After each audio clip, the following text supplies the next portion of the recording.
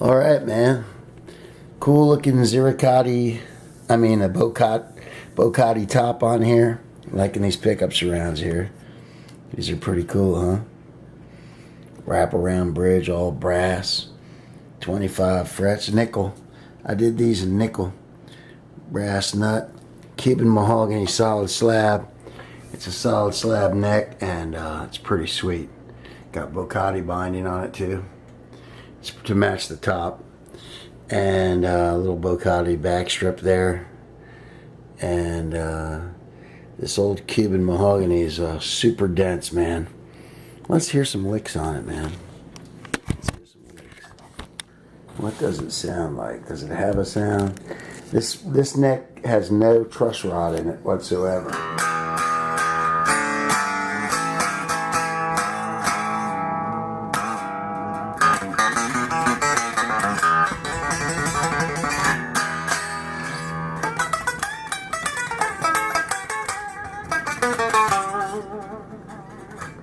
Oh, I like the bendability already.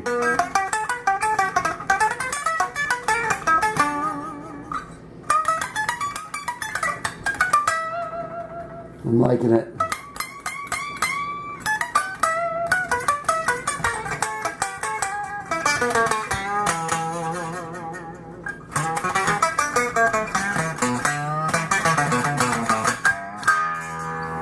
It's pretty sweet, man. It's pretty sweet. Can you even see what I'm playing? It's pretty. Here, let me do this. Maybe you can see better if I prop it up on this back plate.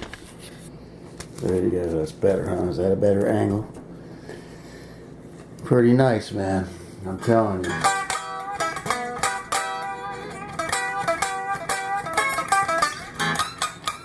Oops.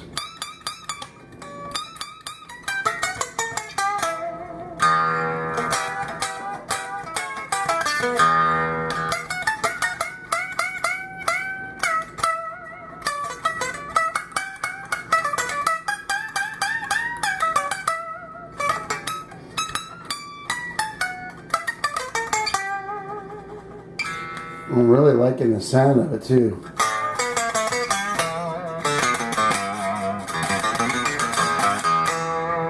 There's something about a non-truss rod neck.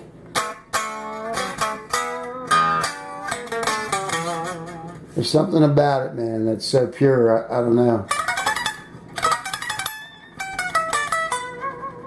There's something sweet about a non-truss rod. But you got to have the right wood for that to happen. I mean, this old Cuban mahogany is, it's been 45 years dry. And John English over at Fender made some Fender necks.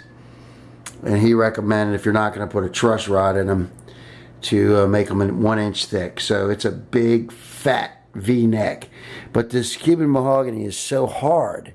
It's not like regular mahogany, okay? It's not like Swetenia mahogany. Macrophylla, which is standard Honduras mahogany. This is Swetenia mahogany, and it is super dense. If you put this neck in the water, it'll just sink to the bottom. It won't float because specific gravity is over 10.0 or whatever it is. And so, but it's really dense, is what I'm trying to say. And it's strong enough where, you don't have to put a truss rod in it. It has a little bit of relief, like a regular guitar would if you set it up that way.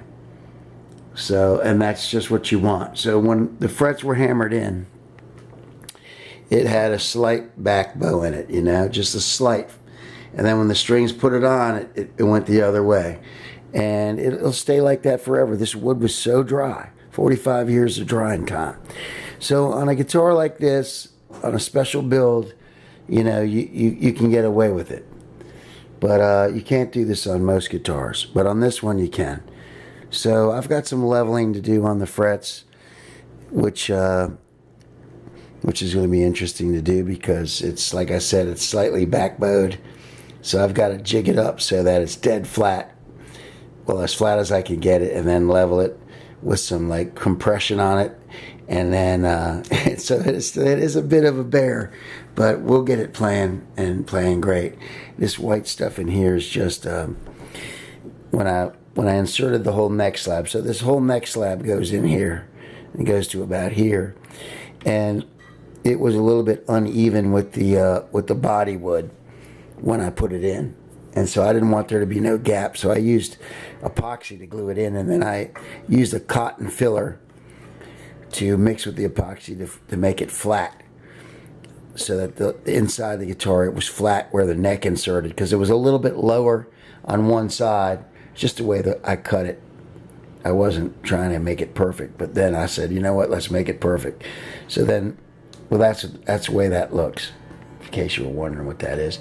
Epoxy, the West System epoxy comes with a